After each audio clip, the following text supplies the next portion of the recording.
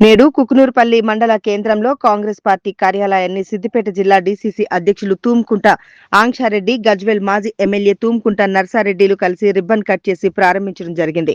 ఈ కార్యక్రమంలో మండల కాంగ్రెస్ పార్టీ అధ్యక్షులు కందూరు ఐలయ్య, మాజీ housing corporation chairman Madupu Bhumireddy, Gajwel market committee chairman Narender Reddy, vice chairman Sardar Khan, Kondapaka Congress party అధ్యక్షులు మంచాల కనకరాములు, మాజీ అధ్యక్షులు Linga Rao, Thimmareddypalli sarpanch Putta Venkat, Ragam Venkat, SC ST BC minority state president Kankanala Mallesham, Marapaka Shivakumar, TWJF state council member MD Shadulla, మండల మాజీ ఉపాధ్యక్షులు MD Ashraf, Congress party senior నాయకులు బచ్చలి రవీందర్, ఎండి బాబు, పత్రి రాములు, పత్రి స్వామి, మెరుగోజీ కరుణాకర్ తదితరులు పాల్గొన్నారు.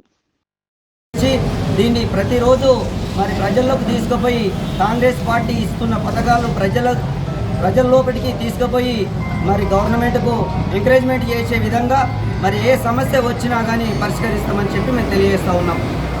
మా కుకునూరుపల్లి మండలం కాంగ్రెస్ పార్టీ కార్యాలయాన్ని మా జిల్లా అధ్యక్షురాలు ఆంక్షారెడ్డి గారు, మా మాజీ ఎమ్మెల్యే నర్సారెడ్డి గారు చేతుల మీదుగా ప్రారంభోత్సవం చేసుకోవడం జరిగింది.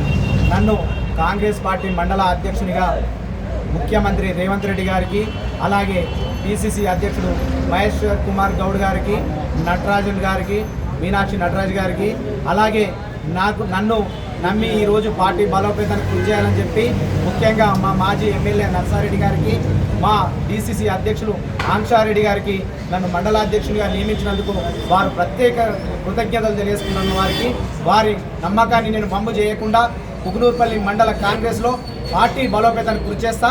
వాళ్ళు మా ఆంక్షారెడ్డి గారు షరతుతో మా నర్సారెడ్డి గారు షరతు పెట్టించారు. ఏమని? ప్రతిరోజు కార్యకర్తల్లో మధ్యలో ఉండి ఎవరికి ఏ ఆపద వచ్చినా వారికి ఆపద సమస్య పరిష్కరించాలని చెప్పి నాకు షరతు విధించి ఈ పార్టీ పదవి ఇవ్వడం జరిగింది.